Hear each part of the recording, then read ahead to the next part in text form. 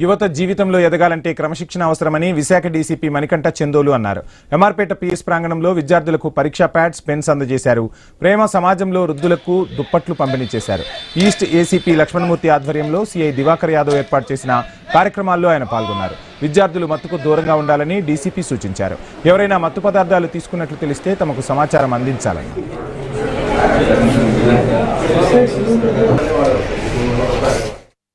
ప్రతి ఒక్క ఎడ్యుకేషన్ ఇన్స్టిట్యూట్లోనూ కూడా డ్రగ్స్కి వ్యతిరేకంగా అవేర్నెస్ క్యాంపెయిన్స్ మనం చేస్తున్నాము.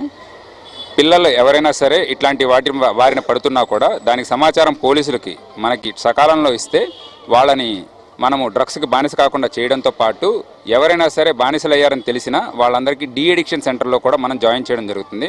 ప్రస్తుతానికి మన జిల్లాలో ఇప్పటివరకు 3 డీ అడిక్షన్ సెంటర్స్ ఉన్నాయి.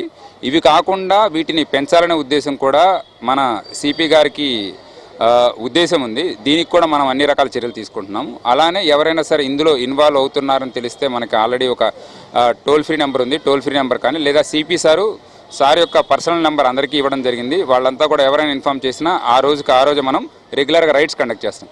దీంతో పాటు చిన్న చిన్న పరిసరాల్లో కూడా ఎటువంటి సమస్యలున్నా సార్కి మాకు పర్సనల్గా వాళ్ళు మెసేజ్లు చేస్తున్నారు. ఎక్కడ ఎటువంటి అసాంఘిక కార్యకలాపాలున్నా, యాంటీ సోషల్ ఎలిమెంట్స్ తిరుగుతున్నా, నైట్ డిస్టర్బెన్సెస్ చేస్తున్నా, ఓపెన్ ఏరియాస్లో డ్రింకింగ్ చేస్తున్నా, ఎటువంటి సమస్య వచ్చినా సరే ఇమీడియట్గా పోలీసులుగా దృష్టికి కనుక తీసుకొచ్చినట్లయితే మేము దానికి తగిన చర్యలు తీసుకుంటామండి.